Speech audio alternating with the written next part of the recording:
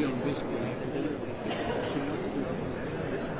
a bit early, but I can be introduced now. Yeah, it's a bit early, but I can be introduced now. Yeah, I am not sure.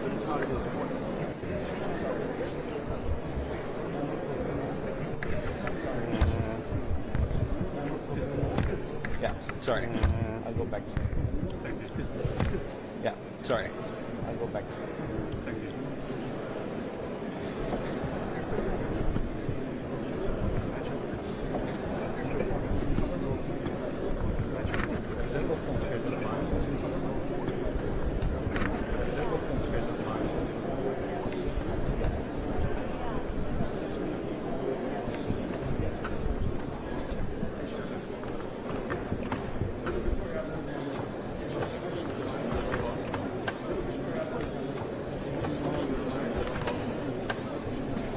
If I can kindly ask you to squeeze in as much as possible. I know there is no space. If I can kindly ask you to squeeze in as much as possible. I know there is no space. Exceptionally. You can take also this space exceptionally. She's a gentleman. She's a gentleman. Thank you very much. Thank you very much.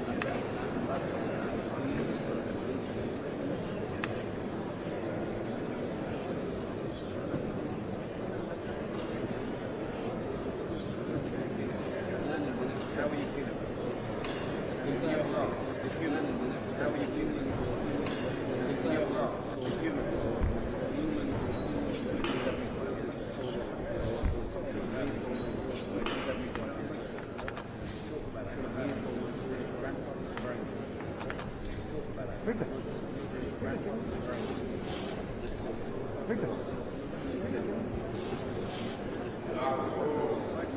same shit.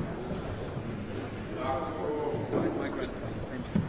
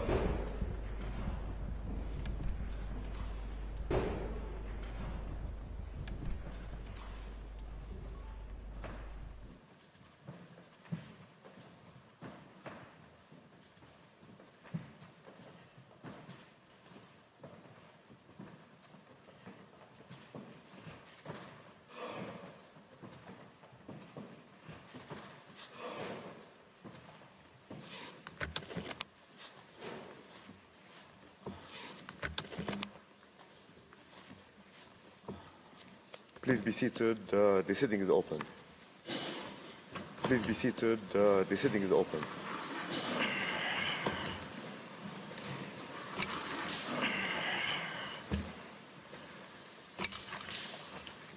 La Cour se réunit ce matin et se réunira dans les prochains jours. La Cour se réunit ce matin pour entendre des exposés oraux dans les observations au sujet de la demande des exposés oraux et observations au sujet de la demande d'avis consultatif de l'Organisation des Nations Unies, que l'Assemblée générale sur la question des conséquences juridiques découlant des politiques sur la question des conséquences juridiques dans le territoire palestinien occupé, politiques et pratiques, y compris Jérusalem dans le territoire palestinien occupé. Je vais à présent rappeler les principales étapes de la présente procédure consultative. Je vais à présent rappeler les principales étapes de la présente procédure consultative. 2022 par sa résolution le 30 77 2022 par sa résolution l'Assemblée générale des Nations Unies 247 a décidé de demander un avis consultatif à la Cour. A décidé de demander un avis consultatif à la Cour par une lettre du secrétaire général de l'Organisation des Nations Unies, par une lettre du secrétaire général de l'Organisation des Nations Unies et reçu au greffe le 19 janvier 2023. Et je vais à présent demander au greffier de bien vouloir donner lecture. Je vais à présent demander au greffier de bien vouloir donner lecture sur lesquelles du paragraphe de cette résolution de la Cour est demandé, contenant les questions sur lesquelles l'avis consultatif de la Cour est demandé. Quelles sont les conséquences juridiques de la violation persistante Quelles sont les conséquences juridiques de la violation persistante à l'autodétermination, de son occupation, de sa colonisation et de son annexion prolongée, de sa colonisation occupée et de son annexion prolongée du territoire palestinien, mesures visant à modifier la composition démographique, notamment des mesures visant à modifier la ville sainte de Jérusalem, et de l'adoption par Israël des lois et mesures discriminatoires et de l'adoption par Israël des lois et mesures discriminatoires connexes. Les politiques et pratiques d'Israël visées au paragraphe 18, les politiques et pratiques d'Israël visées au statut juridique de l'occupation, et quelles sont les conséquences juridiques de l'occupation pour tous les États, et quelles sont les conséquences juridiques qui en découlent pour tous les États et l'Organisation des Nations Unies. En date du 3 février 2023, par ordonnance, la Cour a décidé que l'Organisation des Nations Unies et ses États membres, la Cour a décidé que l'Organisation des Nations Unies et ses États membres étaient jugés susceptibles de fournir des renseignements Palestine sur les questions jugées susceptibles de fournir des renseignements et fixé aux questions qui étaient soumises pour avis consultatif, la date d'expiration du délai juillet dans lequel les exposés écrits, la date d'expiration du délai pourrait lui être présentée au 25 octobre 2023 pourrait lui être présenté au 25 octobre dans lequel les États ou organisations qui auraient présenté dans lequel les États ou organisations des observations qui auraient présenté un exposé écrit pourraient présenter des observations écrites présentées ultérieurement par la Ligue des États arabes, l'Organisation de la coopération islamique, par la Ligue des États arabes africaine, l'Organisation de la coopération islamique, trois organisations internationales étaient susceptibles de fournir des renseignements internationaux sur les questions dans la Cour susceptibles de fournir des renseignements sur les questions dans la Cour dans les délais fixés par la conséquence, elle pourrait le faire au cours du mois fixé par juin 2023 Le secrétaire général de l'Organisation des Nations Unies 2023 a communiqué à la Cour générale de l'Organisation des Nations Unies pouvant servir à élucider les dossiers formulés par l'Assemblée générale, pouvant servir à élucider les questions formulées par l'Assemblée générale. Internet de la Cour.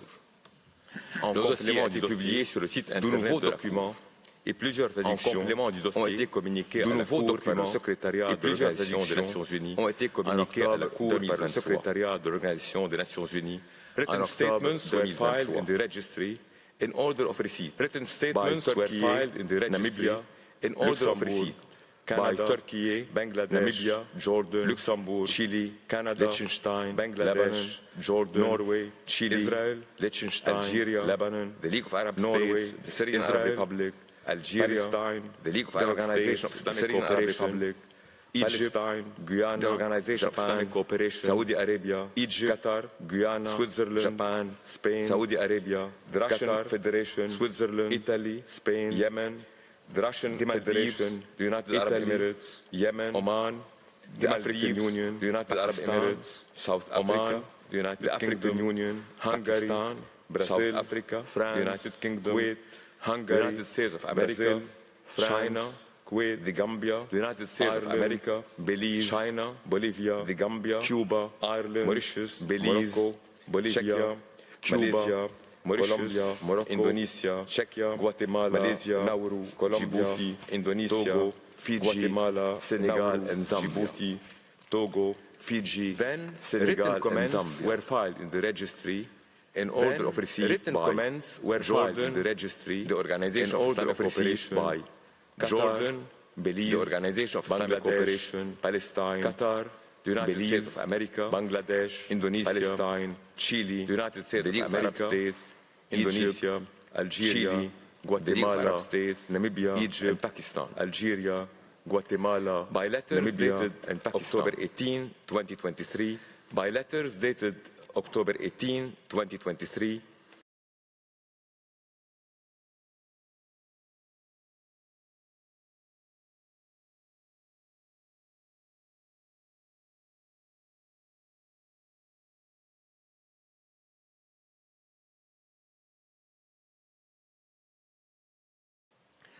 by letters dated October 18, 2023,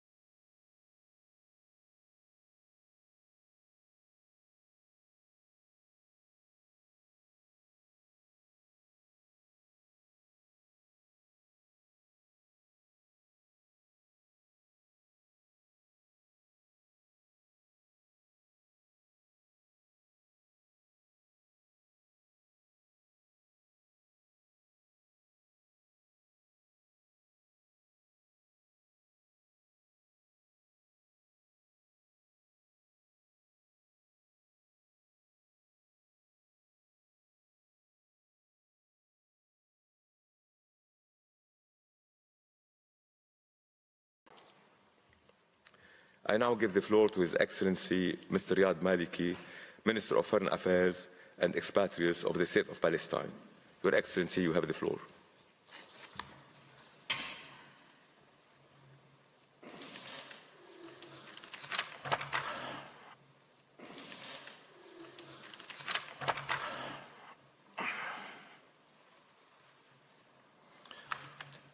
Mr. President, members of the Court, It is I an now give the honor floor and to a His great Excellency responsibility Mr. Riad to Maliki, appear Minister before of Foreign you Affairs on and behalf of the expatriates people of and the state of Palestine in these Your Excellency, you have historic the floor. proceedings.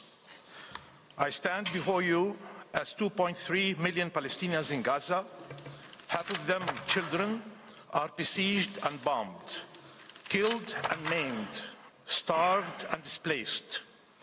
As more than 3.5 million Palestinians in the West Bank, including East Jerusalem, it is an honor and a great responsibility to appear their territory before you and the racist violence people and state of Palestine in these historic proceedings. 1.7 million Palestinians before you as 2.3 million Palestinians in Gaza as unwelcome intruders in their besieged and bombed land, killed and maimed, 7 million Palestinian refugees displaced, continue to be denied their right 3.5 million to their land in the West Bank, including East Jerusalem, before you are subjected to colonization people of their territory, continue to be denied their fundamental rights that enables their very existence negated. 1.7 million Palestinians in a century are treated as inalienable rights citizens of the Palestinian people as to self-determination has been denied and violated. Land.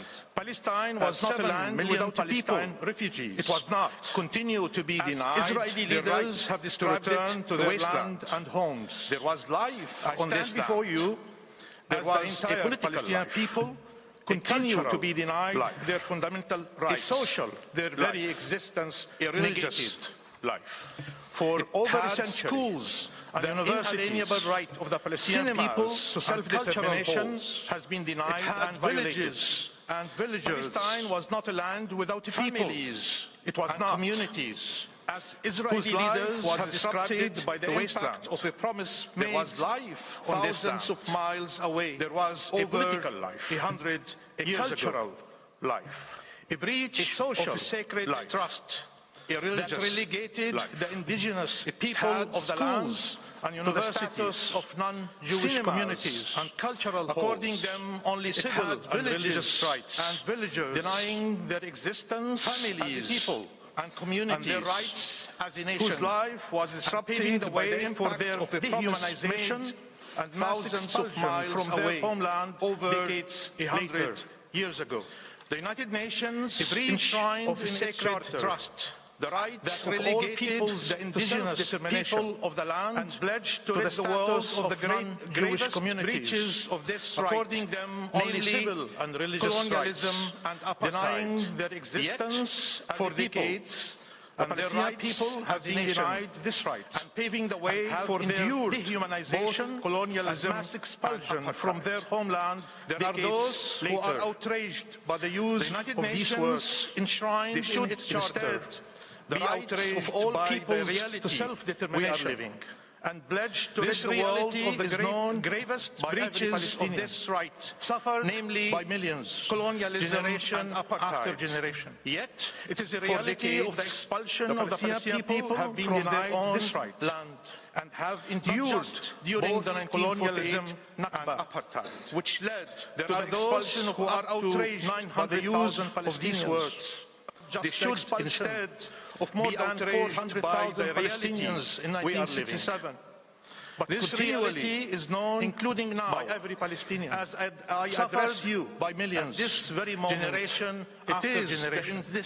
It is a reality of the expulsion of the Palestinian people from their own land. It means you can spend the entirety of your life the 1948 Nakba, denied which led your dignity to the expulsion of your right to 900,000 Palestinians. It means your life and family of more than 400,000 Palestinians in 1967 are under constant threat. Continually, your loved ones now can be taken away as I address you in an Israeli jail very moment, held there indiscriminate maiming and killing of Palestinians. It means you can spend the entirety of your life without hesitation. Refugee. Freedom is nowhere to be found, and you're right. There is no safe haven. It means your life and discrimination, your community and no justice are under constant threat. It is a reality your loved ones can destroy, taken away, killing tens of thousands of Palestinians, held almost indefinitely. Children. Your living 1 million can be stolen, starved, colonized, terrorized, and annexed, and traumatized without hesitation. Freedom orphaned is nowhere to be found. A father, there is no safe haven. Amputated, it means disabled. Discrimination, leaving nearly everywhere. 2 million people displaced anywhere. And desperate, it is with nowhere to shelter where Israel can destroy Gaza. Killing tens of thousands of Palestinians almost as a result of decades of impunity, leaving 1 million children starved. Ending Israel's impunity is a moral, traumatized, political life and legal imperative. Orphaned of a mother, successive Israeli governments for both have given the Palestinian people amputated only 3 options, leaving nearly 2 million people displaced or and desperate with nowhere to shelter choices from the onslaught. Ethnic cleansing, the genocide underway in Gaza. But our people are here to stay of impunity. They have a right to live in freedom and dignity in their ancestral Israel's impunity is immoral. They will not forsake their legal imperative. I thus successive Israeli governments have given the Palestinian people arguments. Only 3 not to forget the displacement, subjugation that our people are struggling every day. These are the choices for their survival. Ethnic cleansing, individuals, apartheid, families, or genocide, communities. But our people are here to stay. That they have a right to live in freedom and dignity in their ancestral provisional measures. They will not forsake case brought by the Republic of South Africa. I thus against Israel implore you, under the genocide convention, you hear the legal an order that Israel continues to defy with impunity. People. For decades, not to forget that Israel our people are struggling every day the Palestinian territory for their survival, committing violations individuals that are families to its communities as a nation in our land and colonial objectives. Less than a month ago, this occupation is annexationist provisional measures supremacist in a landmark case brought by the Republic of South Africa, cynical against Israel, perversion under the Genocide Law Convention. It is thus an order that illegal. Israel continues to defy with impunity, consistent with international law. Israel is for this illegal occupation the Palestinian territory to an immediate committing violations that are inherent to its presence. As you affirmed in our land 20 years ago, colonial objective. The Palestinian people this have the right to self-determination. It is an supremacist erga omnes nature. It is a non-negotiable, cynical, non-derogable version of international law. Power, including Israel, illegal. Can be granted a perpetual solution consistent the rights with international law. It occupies. For this illegal occupation, allow me now to come to show you 5 maps. Unconditional. The first one is historic Palestine. As you affirmed, this is the territory over which the Palestinian people should have the right to self-determination. It is the right to self-determination. It is non-negotiable. The General Assembly recommended the partition of Palestine. No occupying power, ignoring the will of our people, can be granted in the perpetual veto over the rights of the people it occupies. Over 2/3 of our people were systematically and forcibly expelled by Israel. The first one is historic Palestine. This is the territory over which the Palestinian people should have been able to exercise, as shown in the third map, to self-determination. This was the start of the Nakba. The General Assembly recommended the partition of Palestine and replacement, ignoring the will of our people, the denial of rights and discrimination that continues to this very day. Over 2/3 of our people were systematically and forcibly expelled the remainder of Palestine. And from the first day of its occupation, 3/4 started colonizing and annexing the land with the aim of making its occupation irreversible. The start of the Nakba left us with the collection of disconnected, the displacement and replacement of our preventing the independence of our state of rights and discrimination.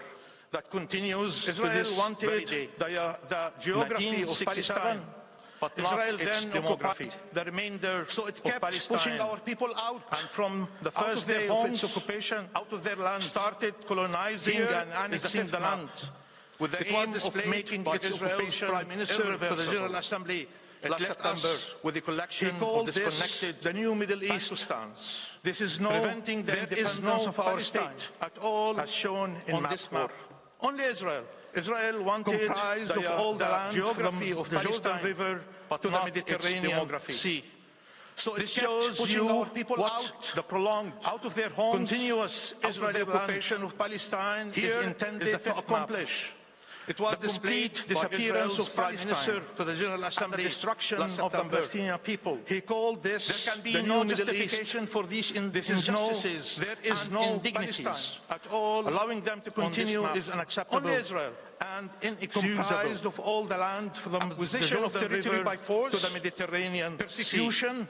This shows racial discrimination and apartheid against the people. Continuous Israeli occupation of Palestine is intended to accomplish grave violations of the most fundamental disappearance of international law and the destruction illegal and moral obligation to bring them no justification for these injustices and indignities. Members of the court, allowing them to continue is unacceptable. Palestine reaffirms its unwavering commitment to the rule of territory by force, which must finally prevail. Racial discrimination and apartheid must against the people over the unlawful self-determination of force are all grave violations of the most fundamental norms of international law. Justice, not vengeance. There is illegal and moral obligation. Justice delayed to bring them to a prompt end.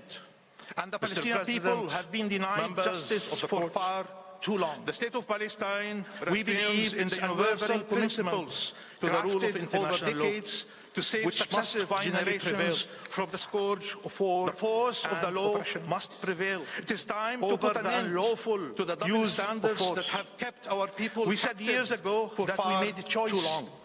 Justice, law, not vengeance, must be applied to all states. Justice delayed is justice denied. No state can be the Palestinian people have been denied justice under the law. No people can be deprived. We believe in the universal principles crafted over decades to save successive generations from the scourge of our people and oppression, including the independence of the state of Palestine, to the double standards that have kept our people captive for far too long at its capital. International law, in accordance with international law, to all states, United Nations with resolutions. Exception. This is no state can be absolved of its obligations under the law. And no people can be deprived of its protection. Democratic states, Palestine and Israel, legitimately side by side, seeks the fulfillment in peace of the rights of our people. We seek peace, including the independence of the state of Palestine, be rooted on the pre-1967 when we committed with East Jerusalem to the peace process 3 decades in accordance ago, with international law, we did it and United in the belief and expectation. This is that international law would finally be upheld. We agreed to. Not that a just and lasting process would witness democratic continued breach. Palestine, we did Israel, so expecting that the rights of our people in peace would finally be fulfilled. We seek peace, not further denied, which can only be rooted by determining the law and the obligations of all states and organizations to the peace process 3 decades ago. A path we did it in the belief and expectation in justice that international law would finally be upheld. It has taken the Palestinian people decades of this process would witness to stand its continued before you to reach. We appeal to the court expecting that the rights of our people to self-determination be fulfilled, return and all other human rights denied, including by declaring that the Israeli occupation and the obligations of all states and organizations, and this court can help chart immediately for peace and unconditional, anchored in justice. Mr. President, and respecting members of the court, it has taken the Palestinian people today by 6 speakers on behalf of the state of Palestine to stand first will be Professor Andreas Zimmerman. We appeal to the court to uphold the court's jurisdiction to answer the General Assembly's questions and all other human rights, and the absence of compelling reasons by declaring that the Israeli occupation to decline to do so illegal. Next will be Mr. Paul immediately, Reichler, totally, and who will demonstrate the illegality of Israel's prolonged occupation. Members of the court, because its annexation of Palestinian territory, including through speakers on behalf of state colonization, is intended first will be Professor Andreas Zimmerman, in violation of who will address the court's acquisition of territory to answer the General Assembly's questions. The next speaker will be Ambassador of compelling reasons that might lead the court to decline to do so. racial discrimination and apartheid that Israel is imposing over the Palestinian demonstrate the illegality of Israel's maintaining its control over the land because its annexation of Palestinian territory, including through widespread colonization, is intended be followed by Professor Philip Sands in violation of the prohibition of the acquisition of territory Israel's by disposition. The next speaker will be Ambassador of the Palestinian people and discrimination against them. The system of persecution, the wholesale denial, racial discrimination and apartheid that Israel is imposing over the Palestinian people be addressed by Professor means of maintaining its control over the land, identify the legal consequences of the indigenous that follow from Israel's grave and ongoing violations of by Professor Philip Sands. These legal consequences necessarily include Israel's disposition to bring displacement and replacement of the Palestinian people to an end, and discrimination against them, dismantle the colonial to the wholesale denial of their inalienable right, legal and physical. The court will then Israel has consolidated over decades. Who will identify the legal consequences will be that follow from Israel's grave and ongoing violations of to the United Nations. Minister Mansour will focus on the permanent responsibility, the obligation to bring this unlawful occupation to bring this injustice to swift dismantle the colonial and to uphold the supremacist architecture, fulfill the Palestinian legal and achieve a just peace that Israel has consolidated over also stand before this court. The final speaker of the state of Palestine history of occupation. Riad Mansour. Colonialism, our permanent representative will stand here Nations. On principle. Minister Mansour will focus on the permanent responsibility. And millions around the world will be watching. And the obligations hoping of all states to bring this in the international system to a swift end can be restored so as to uphold the Palestinian people will not be abandoned the Palestinian rights or discarded and achieve a just peace for all. Palestine remains the greatest discourse of the credibility of this by their own history of occupation. Colonialism, humanity cannot afford to fail. We will stand here on principle to defend the international law-based order. The state of Palestine and millions around the world will be watching that you hoping that their faith in the international system entrusted to you can be restored. With the wisdom, fairness, and justice will not be abandoned or discarded as expendable. I thank you for the honor Palestine remains the greatest test of the credibility of this international law-based order. Professor Zimmerman. A test humanity cannot afford to fail. Mr. President, I thank His Excellency Mr. Maliki for his opening statement. I now give the floor to Professor Andreas Zimmerman. That you will discharge sacred duties entrusted to you. Merci, with the Monsieur wisdom, le Président, fairness and justice that the world expects members of the court. Of you. Let me start by expressing my honor to appear once again before the court. Now request Mr. This is even more true this time, since the current proceedings address issues that have been of utmost relevance for the international community for decades. His Excellency Mr. Maliki for his opening statement. For the United Nations, I now give the floor to Professor Andreas Zimmerman. You have the floor, These issues lie at the very heart of the organization's ability to achieve international peace and security, now more than ever. Let me start by expressing my honor to appear once again and jurisdiction and admissibility. This is even more true this time, and will, since the current proceedings address issues no doubt that have been of utmost relevance to give the request for the international community for decades, and that there are no compelling reasons for the court for the United Nations since its very inception the requested opinion. These issues lie at the very heart of the organization's ability to achieve international peace and security, the legal questions referred to more than ever. As the court's legal determinations will assist Palestine's arguments and jurisdiction as to the legal parameters that must be adhered to and will be succinct. The court's determinations are both that the court has jurisdiction to give the requested opinion, Israel's manifold violations of preemptory norms of international law to decline, which continue and the requested intensify on a daily basis. Rather, to the contrary, Mr. President, positive the court clearly has jurisdiction to address the legal questions referred to it.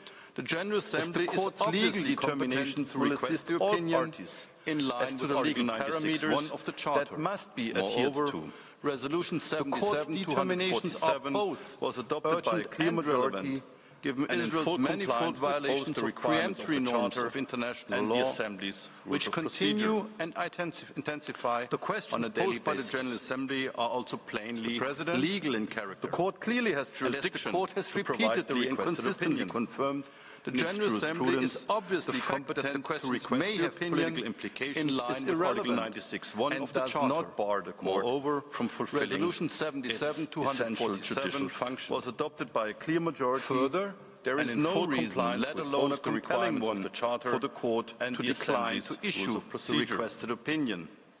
The questions On the posed by the contrary, General Assembly manifold are also reasons plainly exist which legal in confirm that character. an answer And by as the Court has to these repeatedly and questions is of consistently utmost confirmed importance for the in General its Assembly, jurisprudence, the United Nations at large may have political and the implications international is community irrelevant as a whole. and does not bar the Court First, from fulfilling the questions its concern essential serious breaches judicial of jus function. cogens and erga omnes Further, norms. there is no As reason, my colleagues let will alone show, a compelling those one, breaches for the by Court Israel to decline to include issue violations the requested of the opinion. prohibition of acquisition of On the territory by contrary, force, manifold the prohibition reasons of racial which confirm discrimination that and an answer apartheid, by the Court the denial of to the these right of questions is of utmost self-determination, importance for the General as well Assembly, as other egregious the United violations of Nations at international large, human rights and the humanitarian international law community of the same as a whole. character. First, Accordingly, the questions all concern states, serious breaches as well of as jus the United cogens Nations in and total, erga omnes have a norms. legally protected As interest my in colleagues having will those show, violations, those breaches in both by their Israel individual and include cumulative violations of manifestations, the prohibition as well of as their acquisition legal of consequences territory laid by out force, and clarified the prohibition by the of racial Court, discrimination so as and to guide apartheid, them in their the denial future of the right actions. of self-determination, as Second, well as other the egregious questions violations concern of the United international Nations' human rights and continuous humanitarian responsibility law of the same for resolving character. the question of Palestine. Accordingly, this All responsibility states, stems as well from as its the United duties Nations relating in to total, matters of have a international legally peace and protected security interest in having those arising under the violations, Charter, and and as the both Court their put it, individual quote, and has cumulative its origin in the mandate and the as well as their partition legal resolution consequences concerning laid out Palestine and clarified by the Court, so as This to guide responsibility them in their continues future as confirmed actions. by the unequivocal and contemporary Second, practice the of the questions General concern Assembly, the United Nations Security continuous Council, responsibility as well as other for United resolving Nations the organs question of and bodies. Palestine. And as the Court This has previously reiterated from its duties its relating role to advisory matters of opinion there international exists, peace and and I security, quote, a arising permanent under the Charter, responsibility and as the Court of put the it, United quote, Nations has its towards origin the in the question of mandate Palestine and the partition until the resolution question is concerning resolved Palestine in all end its quote. aspects in a satisfactory This manner responsibility in accordance continues with as confirmed international by the unequivocal legitimacy. and End quote. contemporary practice of the General The Assembly, questions put the before the Security Court Council, by the Assembly, as well as other thus United seek the Nations Court's organs legal and guidance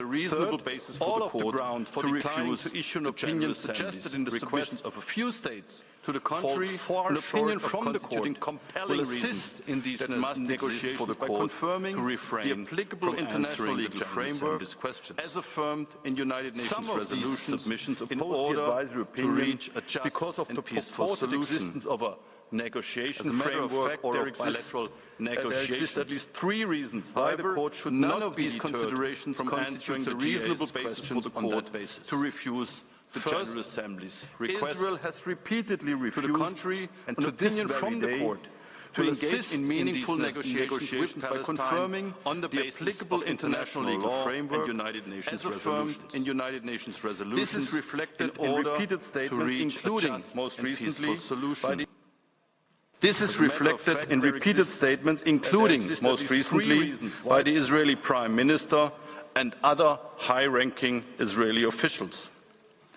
The mere hypothetical possibility of future negotiations cannot thus be used as a mere pretext for avoiding the application of international law to this crucial matter, or for avoiding responsibility for ongoing breaches of preemptory norms of international law. Israel has made it clear that it wants and will tolerate only one state, Israel, between the Mediterranean Sea and the Jordan River. This is confirmed inter alia by the map displayed by the Israeli Prime Minister in his speech before the General Assembly of 22nd September 2023 that you have already seen, as well as by his November 2023 statement where the Israeli Prime Minister said that he was proud to have prevented the establishment of a Palestinian state. But these statements of Israel's head of government have not been empty words. Rather, they are reflected in concrete policy decisions and measures on the ground undertaken by Israel for decades. Inter alia, when faced with the attempt by Palestine to initiate the conciliation procedure under Articles 11 and 12 third, it was Israel that consistently and continuously rejected any meaningful attempt to bring to an end, by way of negotiations under the auspices of the ad hoc commission set up under Article 12 third, its entrenched system of racial discrimination inherent in its occupation regime. Second, and significantly, the Security Council has repeatedly called for a peaceful settlement of the question of Palestine based on international law. It renewed this call only 2 months ago in December 2023 in its resolution 2720, when reiterating that a solution to the conflict must be, and I quote the Council, consistent with international law and relevant UN resolutions, end quote. The Court's opinion can thus only contribute to achieving the peaceful settlement of the question of Palestine called for by the Security Council. Your opinion, will clarify the legal rights and obligations of Israel, of Palestine, of third states and of the United Nations to be reflected in a settlement that is truly consistent with international law. Thus, the Court's opinion will also contribute to upholding the international rule of law at large. In that regard, let me remind you, members of the Court, that this is precisely what the Court's advisory opinion in the Chagos proceedings achieved. By clarifying the relevant legal rules, your opinion, broke the deadlock that had precluded negotiations. The advisory opinion, your opinion, led the United Kingdom to agree to negotiate with Mauritius for the first time on the basis of Mauritius' sovereignty over the disputed territory. Third, the General Assembly, when deciding upon the request for the current advisory opinion, was acutely aware of the claim that such request would somehow purportedly undermine the chances of future negotiations. Nevertheless, the General Assembly decided to ask for the Court's legal determination anyway. The General Assembly thus found that this argument had no merit. To the contrary, the GA considered that the Court's opinion would be helpful as to future steps to be taken by the political organs of the United Nations, as well as by all states. In line with your role as one of the principal organs of the organization, as envisaged in Article 7 of the Charter, the Court ought not now set aside this considered decision of the General Assembly. Members of the Court, the mere hypothetical chance of possible future negotiations cannot and ought not prevent the Court from rendering its opinion.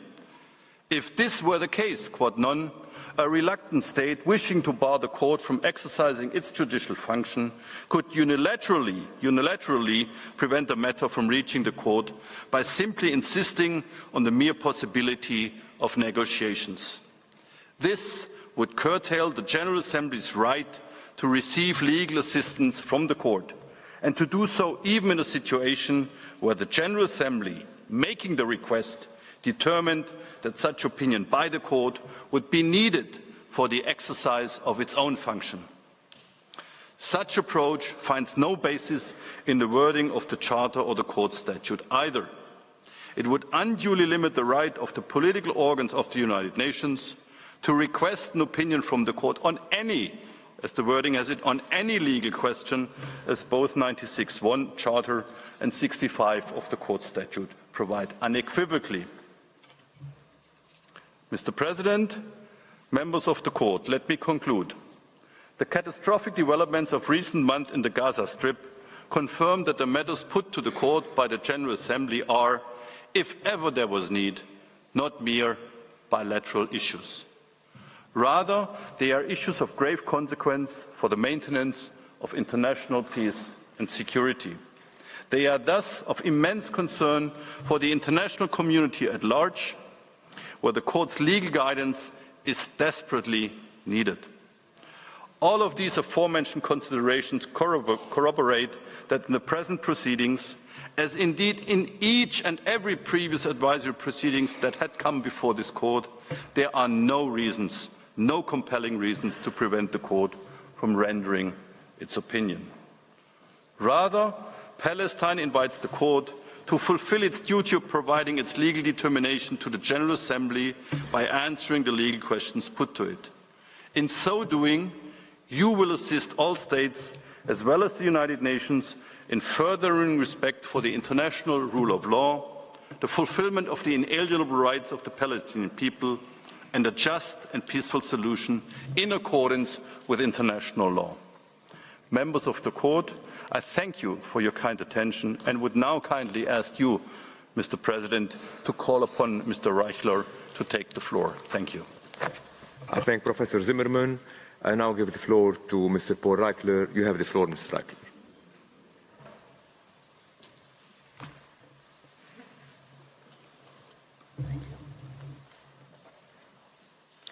Mr. President, members of the Court, it is an honor for me to appear before you and a privilege to speak on behalf of the State of Palestine. I will address the legality of Israel's prolonged occupation, annexation, and settlement of the occupied Palestinian territory. In so doing, I will identify the elements that determine whether and in what circumstances a belligerent occupation is or becomes unlawful under international law. I will then review the evidence to assess whether those elements are present here. And I will show that based on the applicable law and the well-established and undisputed facts, Israel's 56-year occupation of Palestinian territory is manifestly and gravely unlawful, and that international law requires that it be brought to an end completely and unconditionally. The applicable rule of law is straightforward. As Pictet wrote in 1958, occupation is essentially a temporary situation. This remains the law.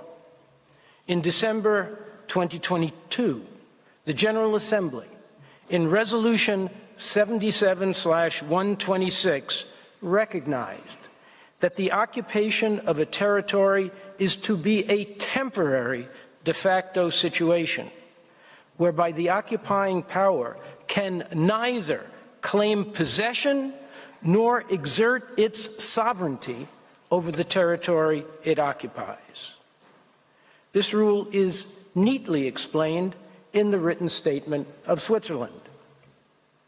The laws of occupation are built on the idea that occupation is only a temporary situation. They are based on four fundamental principles. One, the occupying power does not acquire sovereignty over the territory it occupies. Two, the occupying power must maintain the status quo ante and must not take any measures which might bring about permanent changes. The law is thus crystal clear. Occupation can only be a temporary state of affairs. A permanent occupation is a legal oxymoron. Mr. President, what makes Israel's ongoing occupation of the Palestinian territory unlawful is precisely its permanent character. And what demonstrates its permanence are, 1, Israel's de jure and de facto annexation of Jerusalem and the West Bank. 2, its claims of sovereignty over these areas, which it refers to by their biblical names, Judea and Samaria, and considers integral parts of the state of Israel. 3, its establishment of hundreds of permanent Israeli settlements, with over 700,000 Israeli settlers who have been promised by successive Israeli governments that they will never be removed. And 4, the multitude of official statements and documents that openly declare Israel's intention to incorporate all of the occupied territory east of the Green Line into the state of Israel as a permanent part of a single Jewish state extending from the Jordan River to the Mediterranean Sea. As I will show you, the evidence is overwhelming and leaves no room for serious dispute about Israel's actions or its intentions. As Israel's cabinet secretary wrote in June of last year, quote, Judea and Samaria were not seized from a sovereign state recognized by international law, and the state of Israel has a right to impose its sovereignty over these areas, as they comprise the cradle of history of the Jewish people and are an inseparable part of the land of Israel. As purported legal authority, the cabinet secretary invoked the first book of Maccabees, written in the year 100 BC, chapter 15, verse 33. It is not a foreign land we have taken, nor have we seized the property of foreigners, but only our ancestral heritage, which for a time had been unjustly occupied by our enemies. This was followed in August of last year by a message broadcast on Israel Army radio by Israel's heritage minister. Sovereignty must be extended within the borders of the West Bank, and the most prudent way to create international recognition that this place is ours. There is no green line. It is a fictitious line that creates a distorted reality and must be erased. In September 2023, Israel's prime minister literally erased the green line in his presentation to the United Nations General Assembly. As you saw earlier, he depicted the state of Israel as extending from the Jordan River to the Mediterranean Sea, eliminating not only the green line, but all traces of Palestine. This was no oversight. It was an act of the head of government with all the attribution that it implies. The same message was delivered by Israel's finance minister in Paris 6 months earlier, when he denied the existence of Palestine and declared that Palestinians do not constitute a people. Previously, he said, quote, "We are here to stay. We will make it clear that our national ambition for a Jewish state from the river to the sea is an accomplished fact, a fact not open to discussion or negotiation." This has been Israel's consistent position. Here is the map of Israel produced by its armed forces and published by the government in 2021. One state, Israel, from the river to the sea. There is no green line. There is no Palestine. Instead, Palestine has been replaced by Judea and Samaria, which, according to Israel's highest officials, are now integral parts of the state of Israel. As these official statements and maps demonstrate, Israel makes no secret of its intention to retain permanently the entire area east of the Green Line. Its annexation of occupied Palestinian territory began in 1967 with legislation annexing East Jerusalem, which Israel increased 11-fold in size to incorporate not only the Holy City, but also vast areas of the West Bank surrounding the city. Its defense minister, Moshe Dayan, declared at the time, "The Israel Defense Forces have liberated Jerusalem. We have returned to this most sacred shrine, never to part from it again." In 1990, the Israeli cabinet instructed the foreign minister to notify the Secretary General of the United Nations that Jerusalem is not in any part occupied territory. It is the sovereign capital of Israel. In June 1996, the guidelines of the incoming Israeli government stated, Jerusalem, the capital of Israel, is one city, whole and undivided, and will remain forever under Israel's sovereignty.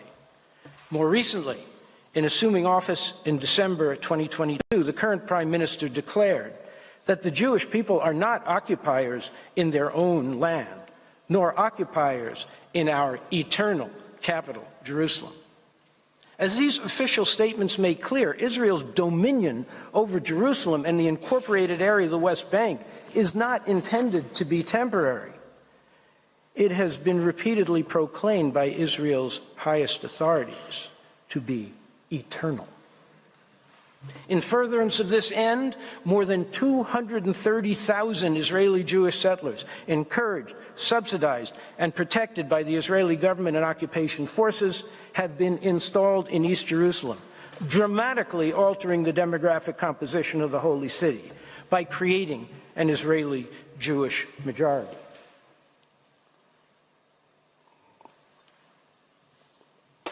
Israel has been equally clear in declaring its permanence in the West Bank, where more than 465,000 Israeli Jewish settlers have been implanted, with the support of every Israeli government since 1967, in over 270 ever-expanding settlements spread throughout this territory in what can only be described as a vast colonial enterprise.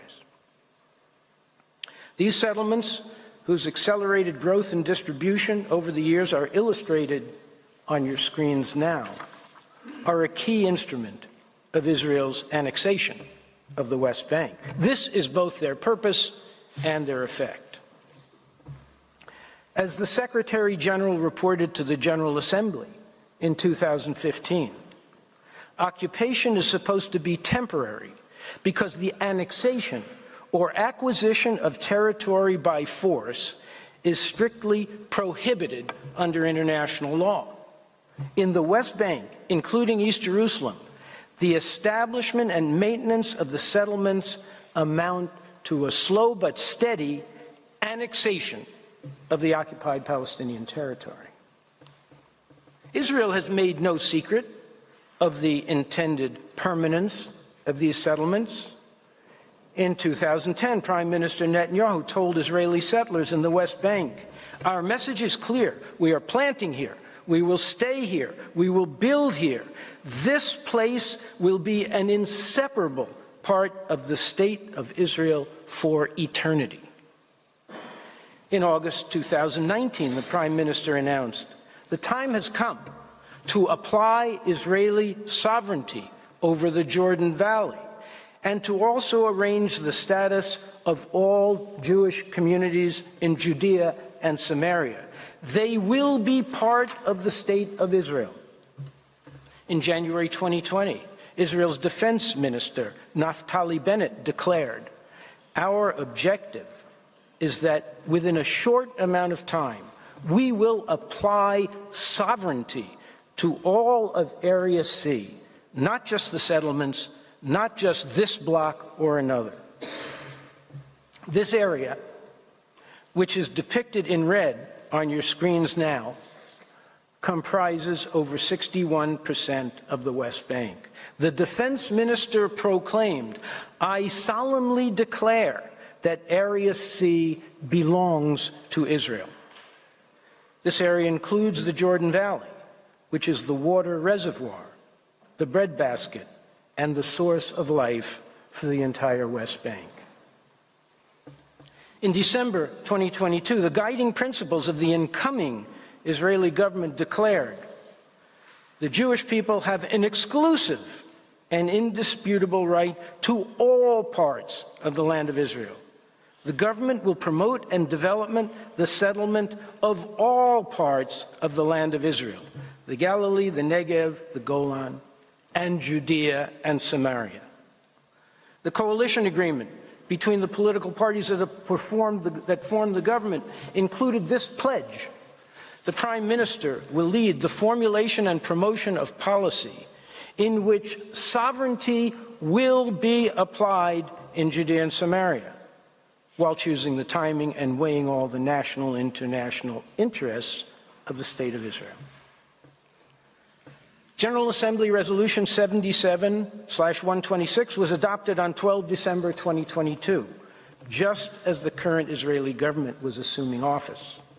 The resolution pointedly recalled, quote, "the principle of the inadmissibility of the acquisition of land by force, and therefore the illegality of the annexation of any part of the occupied Palestinian territory, including East Jerusalem, which constitutes a breach of international law."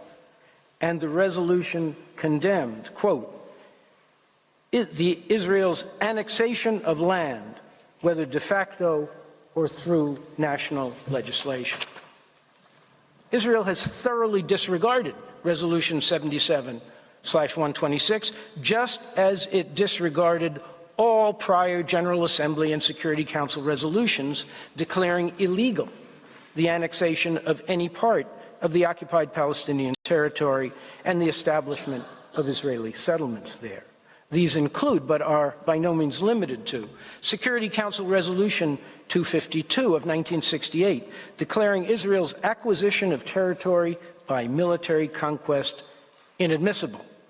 Resolution 476 of 1980, which reaffirmed the overriding necessity for ending the prolonged occupation of Arab territories in 1980, and strongly deplored the refusal of Israel to comply with the relevant resolutions of the Security Council and the General Assembly. Resolution 478 of 1980, which determined that all legislative and administrative measures and actions taken by Israel to alter the character and status of the Holy City of Jerusalem, and particularly the basic law in Jerusalem, are null and void and must be rescinded forthwith. Resolution 2334 of 2016, which reaffirmed the inadmissibility of the acquisition of territory by force and condemned all measures aimed at altering the demographic composition, character, and status of the Palestinian territory occupied since 1967, including, inter alia, the construction and expansion of settlements, transfer of Israeli settlers, confiscation of land, demolition of homes, and displacement of Palestinian submissions. And at least 28 General Assembly resolutions which expressly condemned Israel's annexation of Jerusalem and the West Bank. Israel has also blatantly disregarded the obligations reflected in the court's 2004 advisory opinion in the wall case. Since then, instead of dismantling the wall, Israel has extended it from a length of 190 kilometers to more than 460 kilometers, encompassing hundreds of additional square kilometers of Palestinian land and incorporating it into the State of Israel. In its advisory opinion, the court expressed concern lest, quote, the construction of the wall and its associated regime create a fait accompli on the ground that could well become permanent, in which case And notwithstanding the formal characterization of the wall by Israel, it would be tantamount to de facto annexation. And that is precisely what has happened over the past 20 years, not only within the expanded confines of the wall, but all across the West Bank, most of which has now been annexed de facto by Israel. In 2022, the report of the United Nations International Commission of Inquiry concluded Israel treats the occupation as a permanent fixture and has, for all intents and purposes, annexed parts of the West Bank. The International Court of Justice anticipated such a scenario in its 2004 advisory opinion. This has now become the reality. The Special Rapporteur on Human Rights in the Occupied Palestinian Territory reached the same conclusion. The occupation by Israel has been conducted in profound defiance of international law. Its 55-year-old occupation burst through the restraints of temporariness long ago. Israel has progressively engaged in the de jure and de facto annexation of occupied territory. Mr. President, Israel's ongoing annexation of the West Bank accelerated in 2023, with the largest ever expansion of settlements in the territory.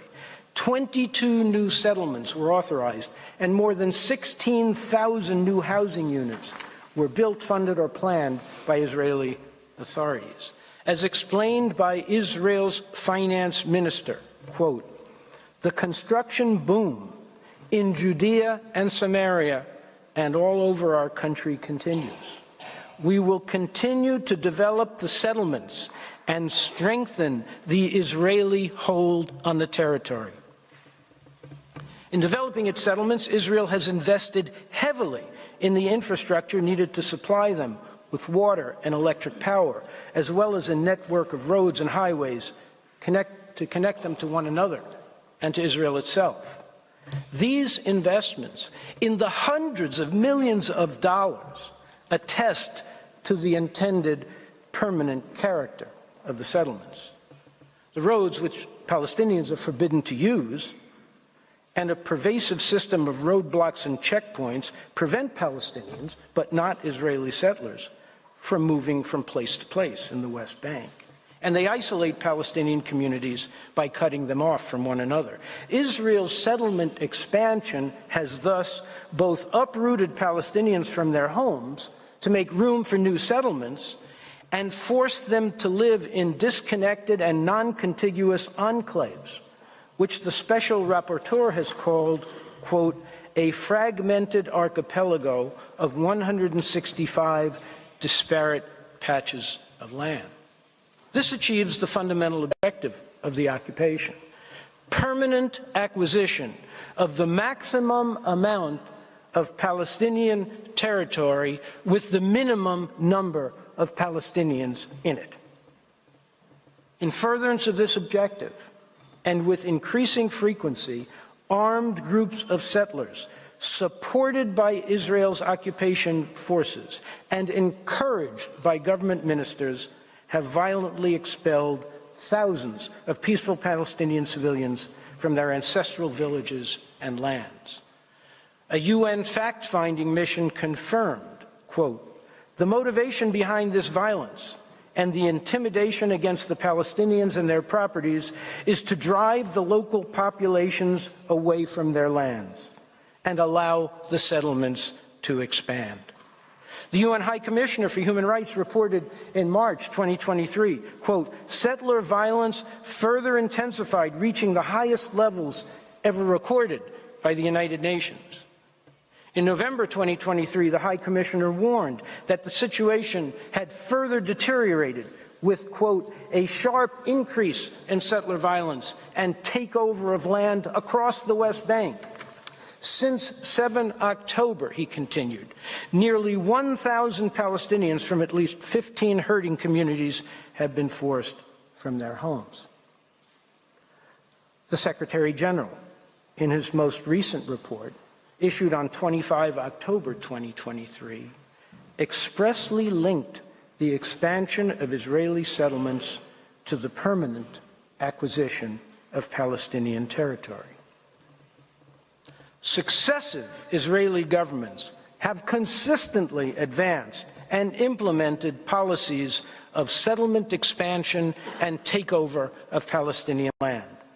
The policies of the current government in this regard are aligned to an unprecedented extent with the goals of the Israeli settler movement to expand long-term control over the occupied West Bank, including East Jerusalem, and in practice, to further integrate those areas within the territory of the State of Israel.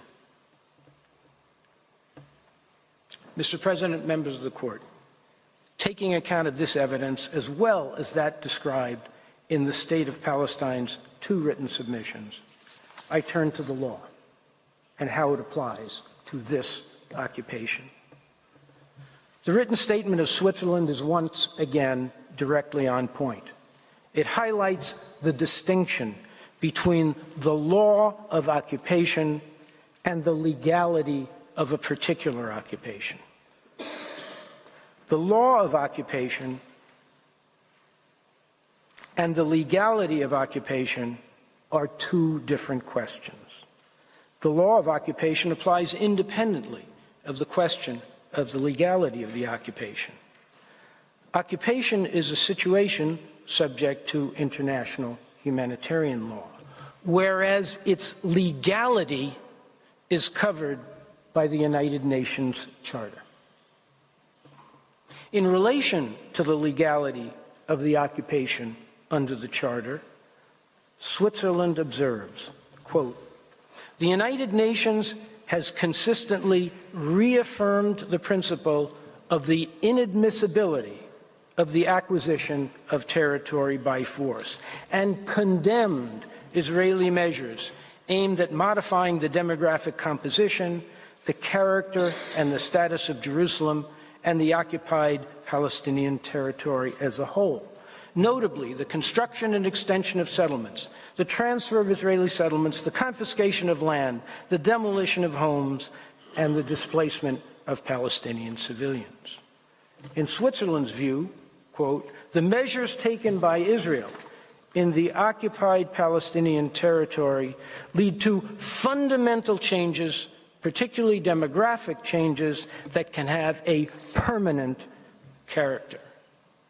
In such circumstances, Switzerland expressly invites the court, quote, to rule on the consequences of the permanent character of the measures taken by Israel in the occupied Palestinian territory as to the status of the occupation under general international law, in particular, the Charter of the United Nations.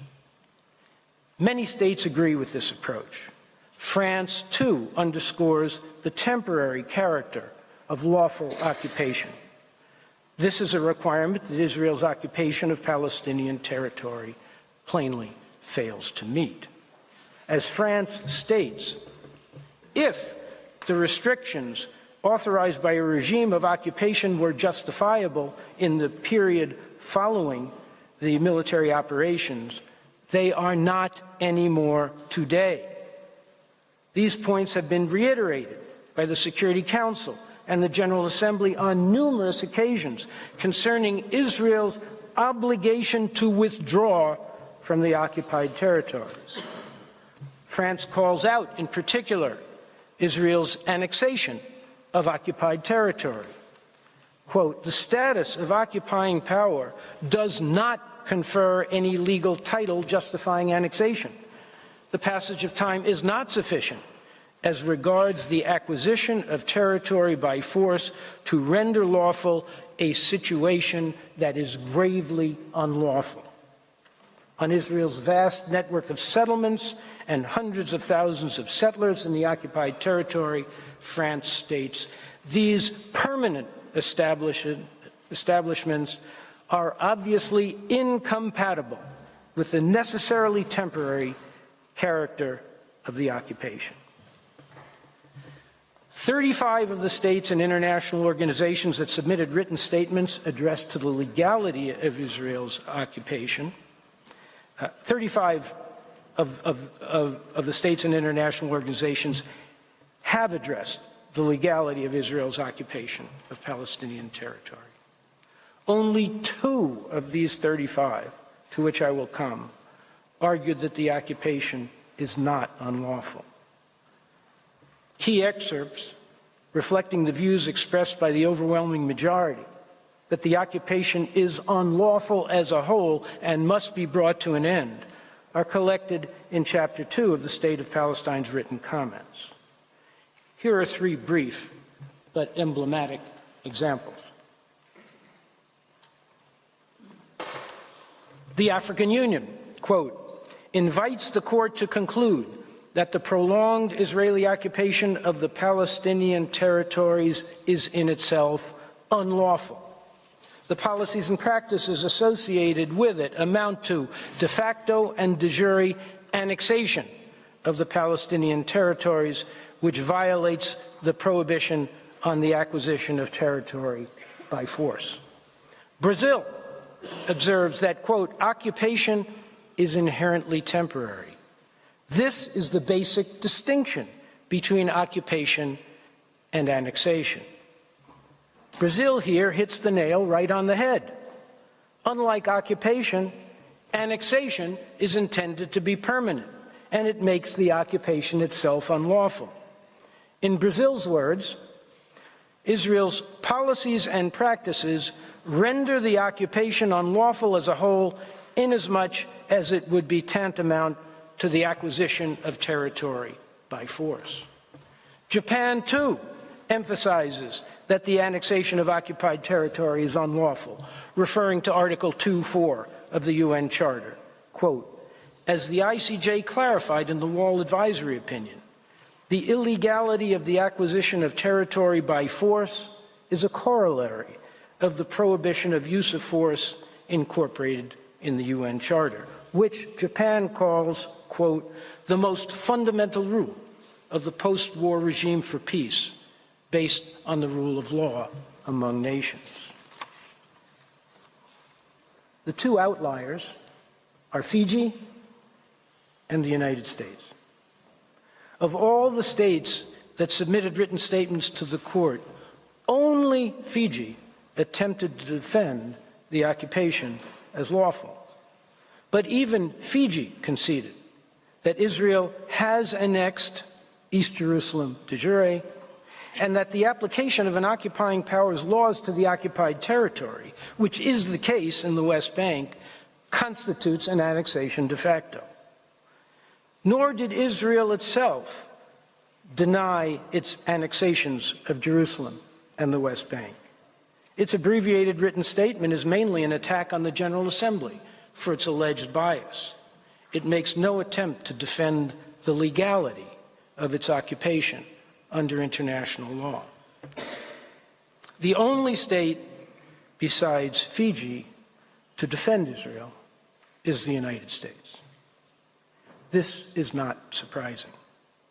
Whatever offenses against international law Israel commits, the United States comes forward to shield it from accountability. Here, the United States attempts to defend Israel, not by arguing that the occupation is lawful, but that it is neither lawful nor unlawful. To reach this conclusion, the United States argues that belligerent occupation is governed exclusively by international humanitarian law and not by the UN Charter or general international law. In its own words, quote, although international humanitarian law imposes obligations on belligerents in their conduct of an occupation, it does not provide for the legal status of an occupation to be lawful or unlawful. Even assuming arguendo that this is a correct reading of international humanitarian law, which we dispute, it does not lead to the conclusion that an occupation cannot be unlawful under international law. What about Article 2.4 of the UN Charter and general international law? including the prohibition on acquisition of territory by force. For the United States, apparently, this peremptory norm does not exist when it comes to Israel's annexation and settlement of the occupied Palestinian territory. Only in such a lawless and UN charterless world could the Israeli occupation be described as not unlawful. Notably, the United States ignores the part of the General Assembly's request that the court determine the legal status of the occupation under the UN Charter, in addition to IHL and other sources of law. And the U.S. fails to mention, let alone respond to, Switzerland's written statement asserting that belligerent occupation is covered both by IHL and by the UN Charter and general international law, and that the legality of the occupation itself is governed by the latter. The United States also ignores the written statements of the many other states, which conclude that the Israeli occupation is unlawful as a whole, precisely because its annexation and settlement of the occupied territory constitutes a permanent acquisition of territory by force in violation of Article 2.4 and general international law. Instead, in a single footnote, the United States responds only to those states which submitted that the Israeli occupation is unlawful under Articles 40 and 41 of the draft Articles on State Responsibility for Internationally Wrongful Conduct. Remarkably, the U.S. contends that neither of those two articles reflect general international law. This is truly stunning. A persistent failure of a state to fulfill an obligation arising under a peremptory norm is not unlawful under general international law as provided in Article 40. The injunction in Article 41 that no state shall recognize as lawful a situation created by a serious breach of a peremptory norm is not part of general international law. Just how far in disregarding the international legal order will the United States go to exempt Israel from the consequences of its ongoing violation of peremptory norms, including the prohibition on acquisition of territory by force? Apparently, very far indeed. According to former U.S. President Barack Obama, in the memoir he published in 2020, just about every country in the world considered Israel's continued occupation of the Palestinian territories to be a violation of international law. As a result, our diplomats found themselves in the awkward position of having to defend Israel for actions that we ourselves opposed. This is exactly what the United States is doing, again, in these proceedings. Mr. President, members of the Court, the evidence is before you. In the written submissions of the State of Palestine and dozens of other states and international organizations, and in the voluminous materials supplied to you by the Secretary General, and it is indisputable. Under the umbrella of its prolonged military occupation, Israel has been steadily annexing the occupied Palestinian territory, and it continues to do so. Its undisguised objective is the permanent acquisition of this territory and the exercise of sovereignty over it in defiance of the prohibition on acquisition of territory by force. The evidence is not only indisputable, it is of the highest probative value. Investigative reports of authoritative United Nations agencies, reports of the Secretary General, resolutions of the Security Council and the General Assembly, legislative and administrative acts by the Israeli government, and public statements against interest by the most senior government officials, admitting that Israel's objective is sovereignty over all the territory east of the Green Line and its incorporation into a single Jewish state from the river to the sea. In this case, there is no reason not to take them at their word, because their deeds have been entirely consistent with it. For Israel, as its successive governments have made clear, there is no Palestine. It simply does not exist. In November 2023, Prime Minister Netanyahu declared that his government would never agree to a Palestinian state in the occupied territory. He later declared, "I will not compromise on full security control over all the territory west of Jordan," and this is contrary to a Palestinian state. Israel's intransigence was confirmed by its staunchest ally in December 2023, when U.S. President Joe Biden publicly lamented that Israel's leaders, quote, "don't want anything remotely approaching a two-state solution." That is the very solution demanded by the Security Council, the General Assembly, the overwhelming majority of states, and the state of Palestine itself. It is, in fact, the only solution that can lead to lasting peace and security for the Israeli people, as well as the Palestinian people. And it is this very solution that has been frustrated by Israel's defiant insistence on maintaining its dominion over Palestinian territory in perpetuity. This is why the Court's advisory opinion is so critical and so urgent. The best, and possibly the last, hope for the two-state solution that is so vital to the needs of both peoples is for the Court to declare illegal the main obstacle to that solution, the ongoing Israeli occupation of Palestine, and for it to pronounce in the clearest possible terms that international law requires that this entire illegal enterprise be terminated, completely, unconditionally, and immediately. Mr. President, the law is clear, and it demands nothing less. A permanent occupation, one that is founded upon annexation and massive settlement of the occupied territory, and which aims to exercise sovereignty over it, is manifestly and gravely unlawful. It is an ongoing international wrong that must be brought to an immediate end.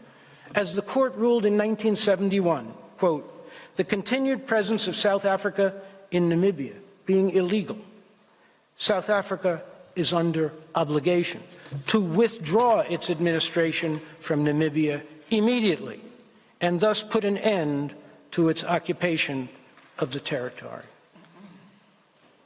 The Secretary General applied this principle directly to Palestine in his remarks to the Security Council 1 month ago. Quote, "Palestinians must see their legitimate aspirations for a fully independent, viable, and sovereign state realized in line with United Nations resolutions, international law, and previous agreements. Israel's occupation must end." End of quote. Mr. President, the proverbial ball is now in your court. The General Assembly has asked you the critical questions. It is now your responsibility to answer them. Silence is not an option. As the immortal Palestinian poet Mahmoud Darwish wrote, "In silence, we become accomplices." But, he assured us, when we speak, every word has the power to change the world. Mr. President, members of the Court, your words have such power. In 2004, the Court affirmed the inalienable right of the Palestinian people to self-determination. In 2024, it is time for you to enable them, finally, to exercise that right by freeing them from the unlawful Israeli occupation of their territory, so that they may live in a sovereign and fully independent state of their own, in peaceful and secure coexistence with all their neighbors, including Israel. By upholding international law, which is all the state of Palestine asks you to do, your powerful words will change the world. I thank you, Mr. President, members of the court, for your kind courtesy and patient attention. We're in your hands, Mr. President, whether you would like to take the mid-morning break now or call our next speaker. I thank Mr. Reichler. I invite the next speaker to take the floor after a coffee break of 10 minutes. The sitting is suspended.